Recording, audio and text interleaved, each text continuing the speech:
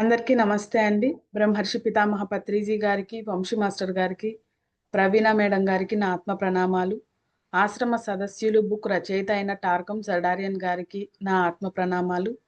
ఈ జ్ఞానాన్ని వినడానికి వచ్చిన మాస్టర్స్ అందరికీ కూడా నా కృతజ్ఞతలు ఫ్రెండ్స్. ఈరోజు ఆశ్రమ సదస్యులు బుక్లో 4th చాప్టర్ కీలక వ్యక్తుల నిర్మాణం అనే చాప్టర్ గురించి తెలుసుకోబోతున్నాము. మీ సమూహం ఒక పెద్ద సమూహానికి అగ్రగామిగా ఉండాలని నేను ఆశిస్తున్నాను. అంటే మీ చిన్న సమూహం కాస్త పెద్ద సమూహంగా తయారయ్యి ఎక్కువగా ఎక్స్పాండ్ అవ్వాలన్నట్టు.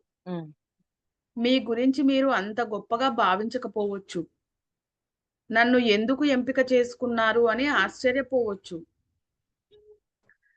కానీ నేను ఎందుకు చేశానో నాకు తెలుసు. మీరు స్వీయ ఆధారితతతో, ఆత్మగౌరవంతో భవిష్యత్తులో ఏదైనా చెయ్యగలవారని వారిగా మారతారు అని నేను భావిస్తున్నాను అంటున్నారు. మరి ఒకసారి మొత్తం చదువుతానక్క. కీలక వ్యక్తుల నిర్మాణం. మీ సమూహం ఒక పెద్ద సమూహానికి అగ్రగామిగా ఉండాలని నేను ఆశిస్తున్నాను. అంటే ఈడ ఆశిస్తున్నాడు అని అని ఉందక్క. అంటే ఆయన అలాగా మీరు బాగా వృద్ధి చెందాలి, పరిణామం చెందాలి అని మీ గురించి అని మీరు ఆయన ఆశిస్తున్నారు. అంటే ఇప్పుడు మన మన గ్రూప్ ఉంది, మనం ఒక సమూహం, ఇంకా ఒక పెద్ద సమూహంగా తయారవ్వాలి అనేది నేను ఆశిస్తున్నా మీ నుంచి. అంటే మీరు ఇంకా ఇంకా పరిణామం చెందాల. మీ గురించి మీరు అంత గొప్పగా భావించకపోవచ్చు. నన్ను ఎందుకు ఎంపిక చేసుకున్నారు అని ఆశ్చర్యపోవచ్చు. కానీ నేను ఎందుకు చేశానో నాకు తెలుసు అంటున్నారు. మీరు స్వీయ మిమ్మల్ని ఎందుకు ఎంచుకున్నానో నాకు తెలుసు అంటున్నారు ఆయన. మీరు స్వీయ ఆధారితతతో, ఆత్మగౌరవంతో భవిష్యత్తులో ఏదైనా చేయగలవారిగా మారతారు అని నేను భావిస్తున్నాను. అందుకే మిమ్మల్ని ఎంచుకుంటున్నాను అని అంతే. మాస్టర్స్ అలాగా భూమి మీద ఉన్న వాళ్ళని ఎంచుకుంటూ ఉంటారు. అలాగా ఆయన కూడా అలా ఎంచుకున్నారు కొందరిని. వాళ్ళలో మనం ఒకరం. ఎందుకంటే ప్రస్తుతం ఆయన బుక్సే చదువుతున్నాం కదా, అలా ఆయన మనల్ని ఎంచుకున్నారు. నేను క్లిష్ట పరిస్థితులు, నిరోధాలు, నీలి వార్తలు ఎదురైనప్పుడు కానీ, నేను ఏమీ చేయలేను అనుకొని కానీ దేనినైనా వదిలేయడం జరిగిందా? అలాగే నా సన్నిహితులైన మీరు కూడా బోధనను ఉన్నతంగా అవగాహన చేసుకొని దానికి తోడ్పడతారు. మళ్ళీ చదవనా? నేను క్లిష్ట పరిస్థితులు, నిరోధాలు, నీలి వార్తలు ఎదురైనప్పుడు కానీ, నేను ఏమీ చెయ్యలేను అనుకొని కానీ దేనినైనా వదిలేయడం జరిగిందా? అంటే మీరు అలా అప్పుడు అట్లాంటి పరిస్థితుల్లో దేన్నైనా వదిలేశారా అని. అలాగే నా సన్నిహితులైన మీరు కూడా బోధనను ఉన్నతంగా అవగాహన చేసుకొని దానికి తోడ్పడతారు. అంటే అలా వదిలేసినా కానీ ఏదో ఒక రోజుకి మీరు ఉన్నతంగా తయారవుతారు, ఆయన చెప్పిన బోధనను అర్థం చేసుకొని. ఈ విషయాలు మీకు మీరుగా తెలుసుకోవాలని నేను కోరుకుంటున్నాను. మీరు సాధారణ మానవులు కాదు. అంటే మీరు ఇవి అర్థం చేసుకుంటున్నారు, ఆయన చెప్పినవి మనం అర్థం చేసుకుంటున్నాము అంటే మీరు సాధారణ మానవులేమి కాదు. మీ పరస్పర మళ్ళీ చదవమంటారా? నేను క్లిష్టమైన పరిస్థితులు, నిరోధాలు, నీలి వార్తలు ఎదురైనప్పుడు నేను ఏమీ చేయలేను అనుకొని కానీ దేనినైనా వదిలేయడం జరిగిందా అని తను మనకు అడుగుతున్నట్లుంది కదక్క. అలా మీరేమన్నా ఎప్పుడైనా అలా చేశారా అని. అలాగే నా సన్నిహితులైన మీరు అంటే మనల్ని అనుకోవచ్చు, మీరు కూడా బోధనను ఉన్నతంగా అవగాహన చేసుకొని దాన్ని తోడ్పడతారు. అంటే మీరు బోధనని అర్థం చేసుకుంటున్నారంటే మీరు ఉన్నతంగానే ఉన్నారు అని. ఈ విషయాలు మీకు మీరుగా తెలుసుకోవాలని నేను కోరుకుంటున్నాను. మీరు సాధారణ మానవులు కాదు. మీరు అర్థం చేసుకుంటున్నారంటే మీరేం సాధారణమైన వాళ్ళు కాదు. ఈ రోజు గమనిక గురించి వీటన్నిటి గురించి చెప్తూ ఉన్నప్పుడు మనం అందరం అవగాహన చేసుకోగలుగుతున్నాము అంటే మీలో కొంత ఆధ్యాత్మికత ఉంది కాబట్టి దాన్ని అర్థం చేసుకోగలుగుతున్నారు అని చెప్తున్నారు. మీ పరస్పర బంధాలలో కొంత మూర్ఖత ఉన్నా, మీరు పరస్పరం విమర్శనాత్మకంగా ఉన్నా, మీలో చిత్తశుద్ధి ఉన్నప్పుడు అవేమీ పట్టించుకోనవసరం లేదు. లైన్ లైన్ మళ్ళీ చదువు. మీ పరస్పర బంధాలలో కొంత మూర్ఖత ఉన్నా, ఉమ్, మీరు పరస్పరం విమర్శనాత్మకంగా ఉన్నా, ఉమ్, మీలో చిత్తశుద్ధి ఉన్నప్పుడు అవేమీ పట్టించుకోనవసరం లేదు. చిత్తశుద్ధి అంటే సరి చేసుకోవాలి, ఎలాగైనా సరే ఆ భావన అనేది ఉన్నప్పుడు ఒకవేళ పొరపాటున ఒకసారి అన్నా కూడా మీరు మీలో ఉన్న ఆ చిత్తశుద్ధితోటి ఎమ్మన్నే క్లీన్ చేసేయగలరు అని చెప్తున్నారు ఆయన. అసలు ఆ చిత్తశుద్ధే లేదనుకో ఆ విమర్శించడం ఇవన్నిటి ప్రొలాంగ్ చేసుకుంటూ వెళ్ళిపోతాం. అలా కాకుండా ఆ చిత్తశుద్ధి ఉండటం వల్ల అంటే దాన్ని ఎలాగైనా సరే క్లీన్ చేసేసుకోవాలి అనే లోపల బుద్ధి ఉండటం వల్ల మీరు ఎమ్మన్నే క్లియర్ చేసుకోగలుగుతారు. ఒకవేళ బై మిస్టేక్ మాట్లాడినా కూడా మళ్ళీ క్లియర్ చేసుకోగలుగుతారు అని చెప్తున్నారు. మీరు వాటిని అధిగమించగలరు. కొన్నిసార్లు ఒకరిని ఒకరు ప్రేమించుకుంటారు, కొన్నిసార్లు విమర్శించుకుంటారు, కొన్నిసార్లు అసూయ పడతారు, మరికొన్నిసార్లు నాకెందుకు ఇదంతా అని నిస్పృహకు లోనవుతారు. కొన్నిసార్లేమో ఎంతో ఆనందంగా, ఉత్సాహంగా ఉంటే మరికొన్నిసార్లు ఎంతో ఉదాసీనంగా ఉంటారు. కానీ నేను ఇవేమీ పట్టించుకోను. మీలో పెంపొందుతున్న కాంతిని మాత్రమే చూస్తాను. మీ భావాలతో పట్టింపు లేకుండా ఆ కాంతిని పెంపొందుతుంది. అంటే వీటిని సరి చేసుకుంటూ వెళ్తున్న మన లోపల ఉన్న కాంతిని మాత్రమే నేను గమనిస్తాను అని చెప్తున్నారు ఆయన. ఇవన్నీ వస్తుంటాయి పోతుంటాయి, స్టాండర్డ్ గా ఉండవు కొన్ని. అలాగా ఉండకపోయినప్పటికీ మీ మాట కూడా మీలో కాంతిని ఆ కాంతిని వినపడలేదా? వినపడలేదు. ఇప్పుడు చెప్పండి మేడం, వినిపిస్తుంది. ఇప్పుడు చెప్పండి మేడం. అలా ఏం చదువు మళ్ళీ ఒకసారి ఉమ్. ఒకసారి చదువు. మీ పరస్పర బంధాలలో కొంత మూర్ఖత ఉన్నా, మీరు పరస్పరం విమర్శనాత్మకంగా ఉన్నా, మీలో చిత్తశుద్ధి ఉన్నప్పుడు అవేమీ పట్టించుకోనవసరం లేదు. మీరు వాటిని అధిగమించగలరు. కొన్నిసార్లేమో ఒకరినొకరు ప్రేమించుకుంటారు, మరి కొన్నిసార్లేమో విమర్శించుకుంటారు, కొన్నిసార్లేమో అసూయ పడతారు, మరి కొన్నిసార్లేమో నాకెందుకు ఇదంతా అని నిస్పృహ లోనవుతారు. కొన్నిసార్లు ఎంతో ఆనందంగా, ఉత్సాహంగా ఉంటే మరి కొన్నిసార్లేమో ఎంతో ఉదాసీనంగా ఉంటారు. కానీ నేను ఇవేమీ పట్టించుకోను. మీలో పెంపొందుతున్న కాంతిని మాత్రమే చూస్తాను. మీ భావాలతో పట్టింపు లేకుండా ఆ కాంతి పెంపొందుతుంది. అంటే కాంతిని మాత్రమే చూస్తాను. మీరు ఎట్లాగ కాంతి తత్వాన్ని పెంచుకుంటున్నారో దాన్ని మాత్రమే నేను చూస్తాను. ఇవన్నీ వస్తుంటాయి పోతుంటాయి. అది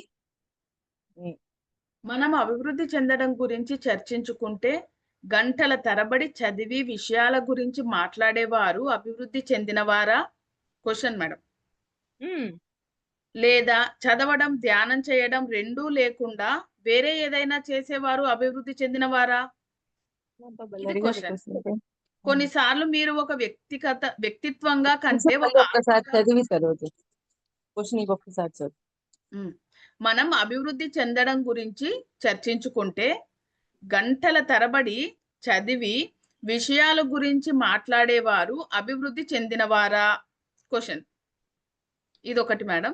తర్వాత లేదా చదవడం, ధ్యానం చేయడం రెండూ లేకుండా వేరే ఏదైనా చేసేవారు అభివృద్ధి చెందినవారా?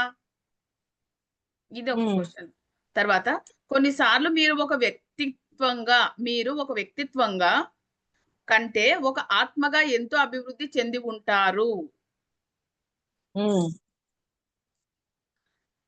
ఇది మేడం. వ్యక్తిగా కంటే కూడా ఆత్మగా అభివృద్ధి చెంది ఉంటారు. ఆత్మగా అభివృద్ధి చెందినప్పుడు మనం ఎప్పుడు చెప్పుకుండేది కదా, అంటే నేను ఇప్పుడు ఆత్మని ఎన్ని నా భర్త పుస్తకాలు ఆత్మే. చదివినా, ఎన్ని ఇక్కడ పుస్తకాలు ధ్యానము పుస్తకాలు చదవటం ఇవన్నీ కాదు, వీటన్నిటికీ కంటే కూడా ఆత్మగా జీవించగలగటం. ప్రతి ఒక్కరూ ఆత్మస్వరూపులే. వాళ్ళ ప్రణాళికలను బట్టి, వాళ్ళ జీవితాలుంటాయి, వాళ్ళ కర్మ రుణాలను బట్టి ఉంటది అని వాళ్ళని గౌరవించగలగాలి. మరి అంటే ఇప్పుడు పుస్తకాలు చదివేవారు మారారా అని అంటే మారారు అంటే అనే అట్లాంటి వాళ్ళు అట్లా ఉన్న వాళ్ళే మారారని మీరనుకుంటున్నారా అని. ఆ! ఆ! అలా కాదు. ఆత్మగా జీవించేవాడు ప్రతి ఒక్కడు మారినోడే. ఇట్లా ప్రత్యేకించి చదువుతూ ఉంటేనే, ఇట్లా చేస్తూ ఉంటేనే మారారా? మిగిలిన వాళ్ళు కారా? అన్నట్టు. అంటే అలా ఇప్పుడు రమణ కాదు. మహర్షి పుస్తకాలేం చదవడు కదా మేడం. ఆయన ఊకే అవును. మీరు చెప్పినట్లు ఆత్మగా ఉంటారు కదా! ఆయన ఏం అంతే. చదవను నేను అంటారు. అంతే. ఆ! ఆత్మగా జీవించగలగడం అనేది మామూలు విషయం కాదది. అవును. అది ప్రాక్టికాలిటీలోకొచ్చినప్పుడు అప్పుడు అర్థమవుతది. అప్పుడు ఈ 2 చేసేవాళ్ళు మరి ఆత్మగా జీవించడం మొదలు పెట్టారని అంటారా? అట్లా కాదు. ధ్యానం చేసేవాళ్ళు వీళ్ళనొక్కరినే ప్రత్యేకించి చూస్తారా? ఆహా! లేకపోతే ఎలా ఉంటే మీరు చూస్తారు అని. ఆ! ఓకే అప్పుడు మేడం. ఆత్మగా జీవించే వాళ్ళని కూడా తీసుకుంటారు అని. ఆ! వీళ్ళు వరకే కాదు. అంటే వీళ్ళొక్కరిని సెపరేట్ చేసి మిగిలిన వాళ్ళందరూ కాదంటే ఎట్లా? ఆత్మగా అవును. జీవించే వాళ్ళందరినీ కూడా నేను అంగీకరిస్తాను అని. ఈ ప్రయాణంలో ఉన్నవాళ్ళు అని. పాయింట్ సూక్ష్మ అర్థమైంది. తలాల్ అర్థమైంది మేడం. అర్థమైంది. అర్థమైంది. హ్మ్. సూక్ష్మ తలాలలో శిష్యులుగా అంగీకరించబడి, మానవాళి కోసం అమోఘమైన పని చేసేవారు ఎందరో ఉంటారు. కానీ, వారి వ్యక్తిత్వాలకు ఈ విషయం తెలుపబడదు. అందువల్ల వారి పట్ల వారికి సదాభిప్రాయం ఉండదు. మళ్ళీ చదవమ్మా. సూక్ష్మ తలాలలో శిష్యులుగా అంగీకరించబడి, మానవాళి కోసం అమోఘమైన పని చేసేవారు ఎందరో ఉంటారు. హ్మ్. కానీ వారి వ్యక్తిత్వాలకు ఈ విషయం తెలుపబడదు. అంటే అందువల్ల వాళ్ళు, వాళ్ళు బయటికి కనిపించరు. వాళ్ళు బ్యాక్‌గ్రౌండ్ వర్క్ చేస్తూ ఉంటారు. అర్థమైందా? వాళ్ళ వ్యక్తిత్వాలకు అంటే మేడం వాళ్ళ మళ్ళీ వ్యక్తిత్వాలకు ఈ చదువు అది. ఆ! లైన్ చదువు. సూక్ష్మ తలాలలో శిష్యులుగా అంగీకరించబడి మానవాళి కోసం అమోఘమైన పని చేసేవారు చాలా మంది ఉంటారు. హ్మ్. సూక్ష్మ తలాలలో అంటే ఇప్పుడు భౌతికంగా భూమి మీద ఉన్నవారంటారా? లేకపోతే సూక్ష్మ ఆహ్, తలాలలో ఏమో శిష్యులుగా ఎంచుకొని ఉంటారు. పరమ గురువులు శిష్యులుగా ఎంచుకొని భూమి మీదకి పంపిస్తారు. కానీ భూమి మీద వాళ్ళ పని చేసుకుంటూ ఉంటారే కానీ వాళ్ళు ప్రత్యేకించి ఒక స్థానం వాళ్ళకేమి ఉండదు. అందరిలో కలిసిపోయి ఉంటారు. అంటే సూక్ష్మ తలాలలో పనిచేస్తున్నారు అంటే భౌతికంగా భూమి మీద సూక్ష్మ ఉంటూ తలాల్లో పని కూడా చేస్తున్నారని కాదు. ఆ! సూక్ష్మ తలాల్లో శిష్యులుగా ఎంచుకున్నవారు. అవునవును. అవును పరమ మేడం. గురువులు అక్కడ ఎంచుకొని భూమి మీదకి పంపిస్తారు. అట్లా ఇప్పుడు పంపించినందువల్ల అర్థమైంది. ఇక్కడ పని చేస్తూ ఉంటారు. ఆ! పని చేస్తూ ఉన్నప్పటికీ వాళ్ళు గొప్పవాళ్ళుగా కనిపించరు. ఆ! అందరితో సహజంగా జీవిస్తూ ఉంటారు. అది. ఇప్పుడు అర్థమైంది మేడం. కానీ హ్మ్. వారి వ్యక్తిత్వాలకు ఈ విషయం తెలుపబడదు. అందువల్ల వారి పట్ల వారికి సదాభిప్రాయం ఉండదు. హ్మ్. అంటే కొంతమందికేమో తెలీదు. తెలియకపోవటం వల్ల వాళ్ళొచ్చిన పని వీటన్నిటి గురించి వాళ్ళ గొప్పతనాన్ని తెలియకపోవటం వల్ల వాళ్ళ మీద వాళ్ళకి సదాభిప్రాయం ఉండదు. అందుకే ప్రణాళికను చూసుకున్నారనుకోండి, వాళ్ళు చేస్తున్న పని పట్ల వాళ్ళకి అవగాహనొస్తది కాబట్టి, వాళ్ళ పట్ల వాళ్ళకి సదాభిప్రాయం ఉంటది. ఓకే. బాగా అర్థమైంది మేడం. హ్మ్. మీ వ్యక్తిత్వానికి ఈ సమాచారం తెలిస్తే మీరు అహాన్ని, అతిశయాన్ని పెంచుకుంటారు. ఆ! అందుకని తెలియజేయరు. కానీ తెలియదు. అది అప్పుడప్పుడు అవసరం కాబట్టి తెలుసుకోవాల్సొస్తది. అందుకే మీరు జన్మ తీసుకున్నప్పుడు మీ సౌరదేవత ఉద్దేశపూర్వకంగానే ఈ వారధులను కూల్చేస్తుంది. అహంలోకి రానీయకుండా ఎన్ని కూల్చేసి పంపిస్తది సౌరదేవత. హ్మ్. అంటే ప్రణాళిక రాసేటప్పుడు ఇవన్నీ లేకుండా చేస్తది. ఎందుకంటే అహం వచ్చిద్ది గదా! ఎందుకని? అహం వస్తే మళ్ళీ కిందకి పడిపోతాడని. అవును. హ్మ్. దాని వలన మీరు ఈ లోకంలో మీరు అనేక పనులు చేస్తారు. మనుష్యులు ఒక పూజారినో, రాజకీయ నాయకుడినో, డాక్టరునో, అభివృద్ధి చెందిన మానవుడు అంటారు. అనుకుంటారు. కానీ వాస్తవం అది కాదు. మీరు సామాన్యంగా ఉంటూనే అత్యంత సాధారణంగా ఎన్నో పనులు చేయగలరు. అర్థమైందా? ప్రత్యేకించి వీళ్ళనే గొప్పవాళ్ళుగా చూస్తరు. కానీ ఇట్లా వచ్చిన వాళ్ళు భూమి మీద సామాన్యంగా ఉంటూనే ఎన్నో పనులు జేస్తుంటారు. ఒక స్త్రీ చాలా సామాన్యంగా అందరితో సమానంగా ఉంటారు వీళ్ళు. హ్మ్. ఉదాహరణకు ఒక స్త్రీ ప్రేమతో వంట చేస్తూ ఇల్లు నిర్వహిస్తూ పిల్లల్ని పెంచడంలో ఎంతో అభివృద్ధి చెందడానికి సూచన. ఆమె ఉమ్, మూడవ లేదా నాలుగవ స్థాయి ఉద్దేశం పొందిన వారి కంటే మిన్న. ఉమ్. ఆమె మూడవ లేదా నాలుగవ స్థాయి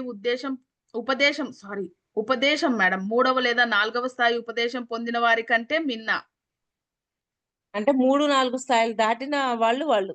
ఆ ఉమ్. నిరంతరం ఏదైనా గొప్ప పని చేయగలను అన్న ఆత్మవిశ్వాసం కలిగి ఉండండి. ఎప్పుడు ఆ ఆత్మవిశ్వాసాన్ని కోల్పోకుండా చూసుకోవాలి మనకు మనం. తమ పట్ల తమకు గౌరవం, విశ్వాసం, సదాభిప్రాయం లేని వారు గొప్పవాళ్ళు కారు. సెల్ఫ్ లవ్ లేదు వాళ్ళకి. ముందుగా మీరు ఆత్మవిశ్వాసాన్ని, ఆత్మ గౌరవాన్ని పెంపొందించుకోండి. అది ఉమ్, జరిగే అది జరిగిదే అది జరిగేది మీరు ఉన్నత దర్శనాలకు, ఆదర్శాలకు అంకితమవ్వడం నేర్చుకుంటారు. అది జరిగితే. ఉమ్. ఉన్నత చెప్పండి దర్శనాలకు, చెప్పండి. ఆదర్శాలకు అంకితమవ్వడం నేర్చుకుంటారు. ఇది నీరు మరిగి ఆవిరి అయ్యే క్షణం అన్నమాట. అప్పుడు మీరు నేను వేరే ఎవరినో అని అనిపిస్తుంది. ఉమ్. అంటే ఒక్కొక్క అంత లైన్ అయినాక అప్పుడు తెలుస్తుందేమో కదక్క. నేను వేరే, ఈ శరీరం వేరే, నేను వేరే. చదువుతానక్క. ఉమ్, ఉదాహరణకు, ఒక స్త్రీ ప్రేమతో వంట చేస్తూ ఇల్లు నిర్వహిస్తూ పిల్లల్ని పెంచడం ఎంతో అభివృద్ధి చెందడానికి సూచన.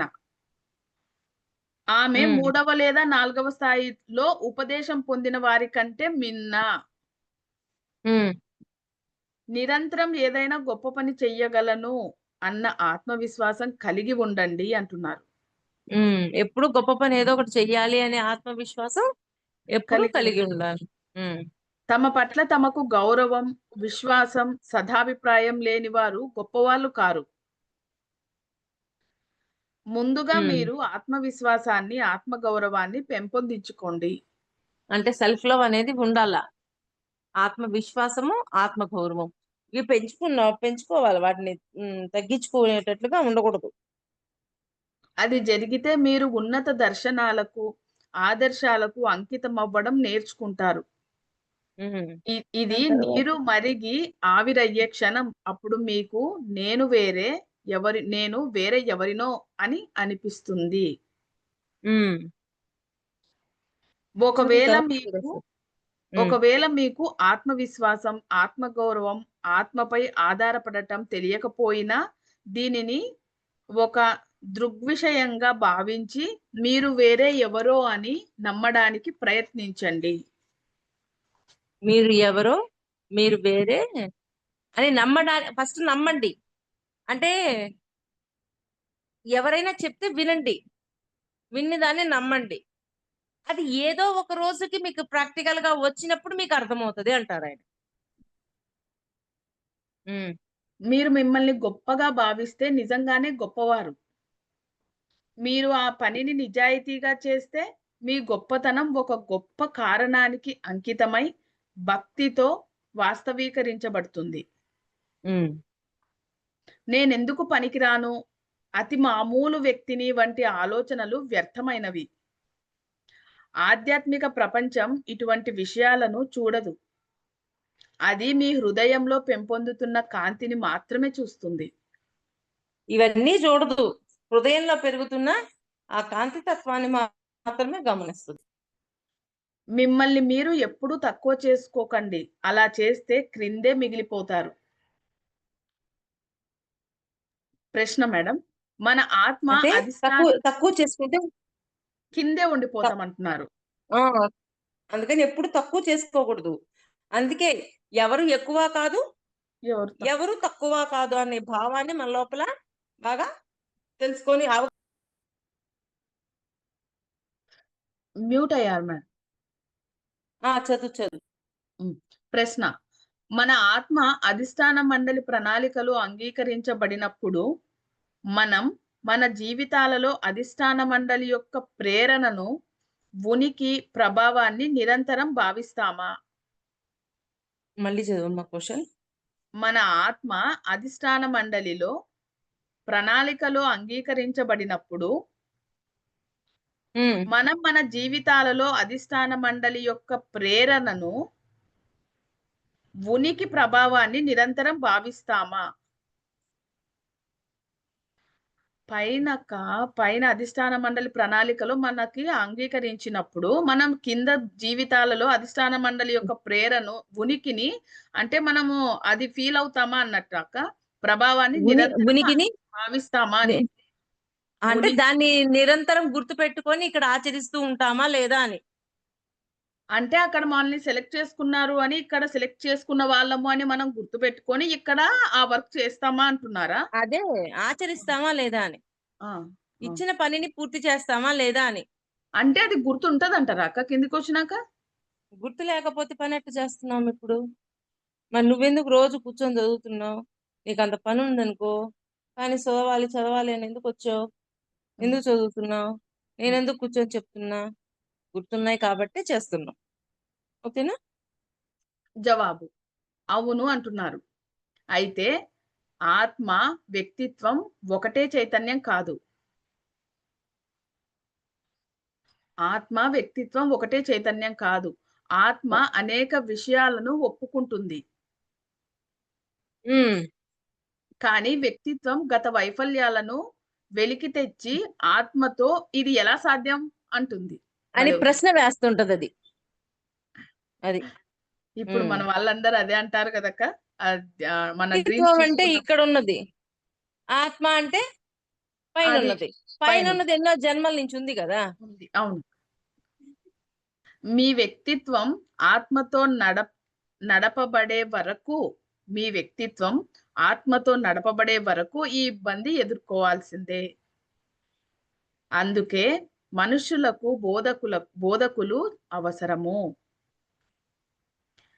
బోధకులు మీరు వ్యక్తిత్వం నుంచి ఆత్మ వైపు మళ్ళటంలో తోడ్పడతారు. మీరు మ్యూట్ అయ్యారు. చెప్పు. మళ్ళీ చదువుతానక్క. చెప్పు. జవాబు అవును.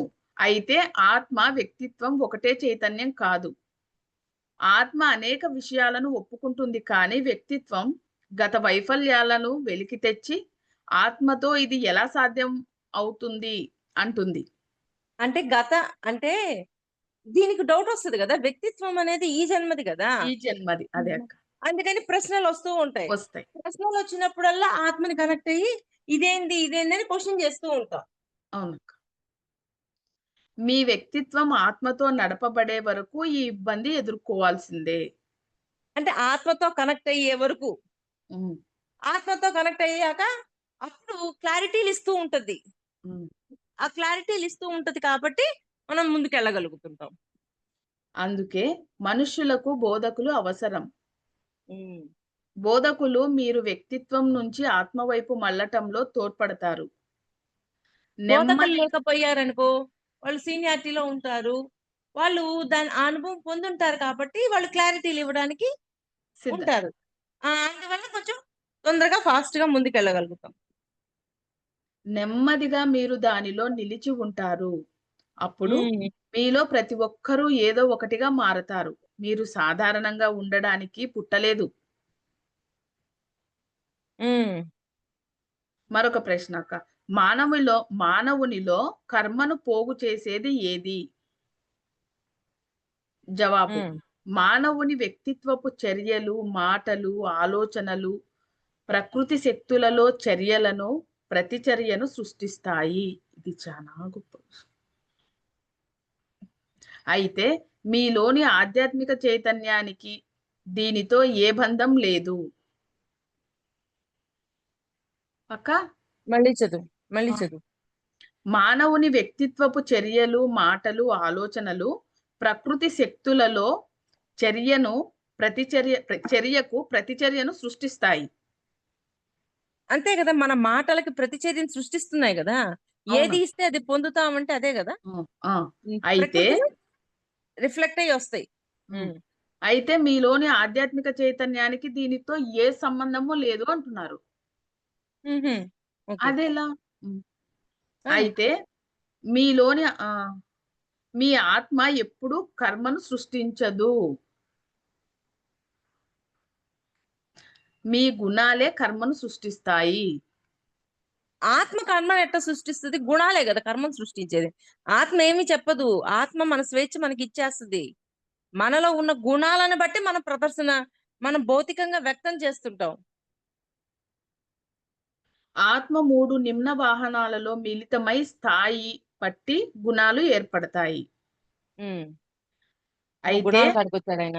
కానీ అయితే ఆత్మ ఈ 3 వాహనాలతోనూ గుర్తించబడి వాటికి పనిచేసే శక్తి ఇస్తుంది కనుక కర్మ సృష్టిస్తుంది. ఇప్పుడు లాకర్ ఉంది. లాకర్ అనేది ఉంది. దానికి ఏది రూపము వాసన ఏమి లేవు. అట్లా ఆత్మ అనేది ఉంది. ఆత్మ ఇప్పుడు లాకర్ లో స్టోర్ చేసేదాన్ని బట్టి బంగారం స్టోర్ చేసామా, వజ్రాలు స్టోర్ చేసామా, వెండి స్టోర్ చేసామా, ఇవన్నీ ఉంటాయి వేరియేషన్స్. అలాగా ఆత్మలో స్టోర్ చేసే వాటిని బట్టి గుణాలు ఉంటాయి. ఆత్మకి ఏం ఉండదు. పాయింట్ అర్థమవుతుందా? క్లారిటీ వచ్చిందా పాయింట్? ఇప్పుడు లాకర్ తీసుకున్నాం రా. లాకర్ అనేది లాకర్ తీసుకున్నాం అంతే. అక్కడ ఏం లేదు. లాకర్ లో నువ్వు ఏవైనా స్టోర్ చేసుకోవచ్చు. మంచి చేసుకోవచ్చు, చెడ్డయి చేసుకోవచ్చు, ఏమైనా స్టోర్ చేసుకోవచ్చు. ఓకే, అలాగే ఆత్మ అనేది ఉంది. కానీ ఆత్మలో ఏది స్టోర్ చేస్తున్నాము అనేది కూడా గుణాలను బట్టి ఉంటది అంటున్నారు. ఇప్పుడు స్టార్టింగ్ జన్మల్లో రాక్షస తత్వంతో ఉంటాము. అప్పుడు హింసా ప్రవృత్తితో సంబంధించిన గుణాలు ఉంటాయి కాబట్టి వాటికి సంబంధించిన జ్ఞానం స్టోర్ అయి ఉంటుంది ఆత్మలో. ఆత్మలో ఇది మంచిది, ఇది చెడ్డది అని ఏం లేకుండా స్టోర్ చేస్తుంది స్టార్టింగ్ లో. పోను పోను ఈ జ్ఞాన పరిధి పెరిగే కొద్దీ, ఆధ్యాత్మికంగా ఎదిగే కొద్దీ అప్పుడు ఆత్మకి ఏవి సద్గుణాలు, ఏవి దుర్గుణాలు అన్ని అర్థమవుతాయి. అప్పుడు దాన్ని బట్టి దానిలో ఏం స్టోర్ చేసుకోవాలో అది రెడీ చేసుకుంటది. అప్పటిదాకా ఆత్మ ఏదైనా తీసుకుంటుంది. అంటే అక్క, ఆధ్యాత్మిక చైతన్యానికి ఈ గుణాలకి సంబంధం ఉండదా? అంటే ఈ గుణాలతో చేసే కర్మలకు ఆధ్యాత్మిక చైతన్యము అంటే, ఇప్పుడు ఆధ్యాత్మికంలో నేను ఒక 10 క్లాస్ చదువుతున్నాను. ఈ గుణాలతో మనం చేసే కర్మల వల్ల మనం కింది క్లాస్ కి రామంటారా? అక్కడే ఉంటామా? ఎందుకు రాము? కానీ ఆధ్యాత్మికంగా ఉన్నాము అన్నప్పుడు కిందికి పడిపోకుండా ఆస్కారాలు ఎక్కువ ఉంటాయి. ఎందుకంటే మనం తెలుసుకుంటున్నాం, ప్రతిరోజు పుస్తకం చదువుతున్నాం. ఇలా ఉండాలి, ఇలా ఉండకూడదు, ఇది సరి అయినది, ఇది సరికానిది, ఇవన్నీ తెలుసుకుంటున్నాం. దాన్ని బట్టి మన కింద పడిపోవడం అనేది తక్కువ. అందుకే ఆధ్యాత్మిక ప్రయాణాన్ని వదలద్దు అంటారు. పాయింట్ క్లారిటీ వచ్చిందా? వచ్చిందక్క. ఇప్పుడు వదిలేసి చూడు ఒక సంవత్సరం ఆధ్యాత్మిక ప్రయాణాన్ని. వద్దులేక్క, 4 రోజులు వదిలేస్తే చాలక్క. మళ్ళా పాత మాధవి వచ్చి అంత రచ్చరచ్చ అయిపోతుంది. ఎందుకక్క? ఏదో హాయిగా ఉన్నానక్క. మీరు మీ ఆధ్యాత్మిక మార్గం నుంచి మళ్ళీపోయి, అంటే మళ్ళీ మానసికంగా దుర్బలులు సారీ అక్క, ఇది మళ్ళీ అవుతానక్క. ఎక్కడ కూర్చొని నేను పొరపాటు చేశాను. ఇక్కడున్నానక్క, సారీ. మానవుని వ్యక్తిత్వపు చర్యలు, మాటలు, ఆలోచనలు ప్రకృతి శక్తులలో ప్రతిచర్యలు సృష్టిస్తాయి. అయితే మీలోని ఆధ్యాత్మిక చైతన్యానికి దీనితో ఏ సంబంధము లేదు. ఇక్కడే డౌట్ ఉందక్క. అంటే మీలో ఆధ్యాత్మిక చైతన్యానికి దీనికి సంబంధము లేదు అంటున్నారు ఈయన. అంటే ఈ సంబంధం ఉండదు. ఆధ్యాత్మిక చైతన్యంలోకి ప్రవేశించాక ఈ గత హింస చేయలేం కదా. అందుకని దీంతో సంబంధం ఉందా? ఇది వరకు మాధవికి ఇప్పుడు మాధవికి తేడా లేదా? ఇది వరకు మాధవిని మళ్ళీ రమ్మను, వస్తుందా? రాదక్క. అది రమ్మంటే ఇప్పుడు రాదక్క. ఇంకా అయిపోయింది అది. మీ ఆత్మ ఎప్పుడూ కర్మ సృష్టించదు. మీ గుణాలే కర్మను సృష్టిస్తాయి. ఆత్మ 3 నిమ్న వాహనాలలో మిళితమై స్థాయిని బట్టి గుణాలు ఏర్పడతాయి. అది స్థాయిని బట్టి గుణాలు ఏర్పడతాయి. ఇప్పుడు స్టార్టింగ్ జన్మల్లో అన్ని ఎలా ఉంటది? హింసా ప్రవృత్తితో ఉంటది. అందువల్ల అక్కడ అన్ని హింసాత్మకమైన, అంటే దానికి సంబంధించిన దుర్గుణాలే ఉంటాయి. అయితే ఆత్మ ఈ 3 వాహనాలలో గుర్తించబడి వాటిని పనిచేసే శక్తిని ఇస్తుంది కనుక కర్మ సృష్టిస్తుంది. దాన్ని బట్టి కర్మ సృష్టించబడుతుంది. ఉమ్, ఉమ్. గుణాన్ని బట్టి బుద్ధి, కర్మ సృష్టి. బుద్ధిని ఉమ్, బట్టి కర్మ. కర్మ అంటే నా లోపల గుణం సరిగా లేదు, అప్పుడు నా బుద్ధి ఎలా ఉంటది? వక్రంగానే ఉంటది. వక్రంగానే ఉంటుంది. మరి దాన్ని చేసే బట్టి కర్మ మనం కూడా వక్రంగానే అలాంటిదే ఉంటుంది. చేస్తాను అంతే. ఉమ్.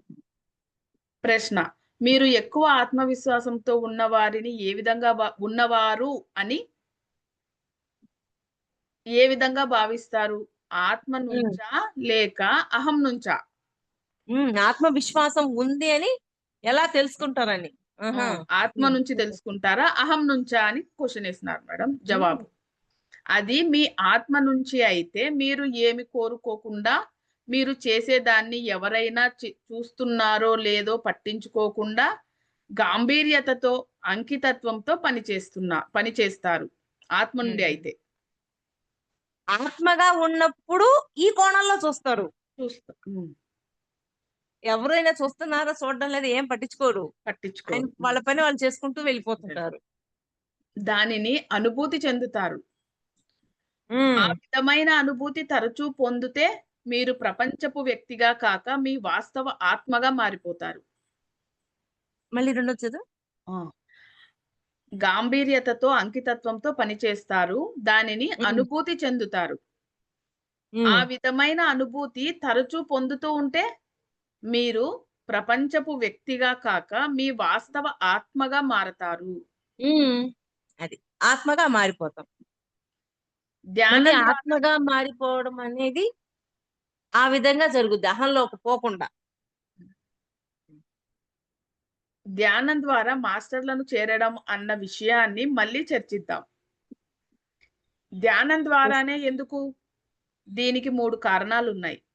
మీరు నిజమైన ధ్యానాన్ని చిత్తశుద్ధితో చేస్తూ ఉంటే అనుభూతిక తలానికి, మణిపూరకాన్ని దాటి మనోశరీరంలో ప్రవేశిస్తారు. ఉమ్, అనుభూతిక శరీరాన్ని దాటకుండా మనం చేరేది సూక్ష్మ చైతన్యాలు, చిత్రాల ప్రతిబింబాలు, ప్రసరించబడిన ముఖాలు, స్వరాలు, వర్ణాలు వంటి సరికాని మాస్టర్లను మాత్రమే. అది మీరు వీటిలో సమాచారం నెరిపితే శతాబ్దాల తరబడి వాటి వలలోనే చిక్కుకుపోతారు. మీరు మరణించిన తరువాత కూడా అవే నిజమైనట్లు వాటిని అనుసరించి మీ ఆధ్యాత్మిక మార్గంలో నిరోధాలు ఏర్పరచుకొని అభివృద్ధి చెందలేరు. అది మాస్టర్లను చేసే సహజమైన క్రమమైన, న్యాయమైన, విశ్వాసమైన మార్గమే ధ్యానము. ఓకే, ఇంతవరకు స్టాప్ చేయి. చాలా బాగుందక్క. దర్శనాలు వస్తాయి అనే మీరు అంటుంటారు, దర్శనాలు నాకు రావట్లేదు అని కొంతమంది పిక్కుంటుంటారు. అందులో నేను కూడా ఒకటి. దర్శనాలు ఉమ్, వస్తున్నాయని కొంతమంది, నాకెందుకు రావని నేను. సారీ చెప్పు మాస్టర్స్ ఈరోజు చెప్పు ఆ, అంటే రికార్డింగ్ స్టాప్ చేస్తాను. చెప్పు, నీ అనుభవం వింటారు అందరు, అంతే కదా. అక్క అక్క ప్లీజ్ స్టాప్ చేస్తా అక్క. మా ఆయన వచ్చా. అక్క మీరు మాట్లాడండి అక్క.